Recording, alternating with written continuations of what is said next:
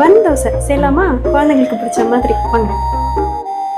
வா என் வெள்ள நிலவே கூட வரவே என் நெஞ்சுக்குள்ள ஆசை புள்ள நீ ஒரு பஃப கடிச்சு ஆட்டம் அடிச்சு ஒழுங்கி புட்டத்தானா உள்ள ஸ்கூலுக்குள்ள யாரும் இல்ல ஒரு தேவதை பார்த்ததில்ல வானவில்லை காணவில்லை அட நைட்டு ஃபுல்லா நான் தூங்கவில்லை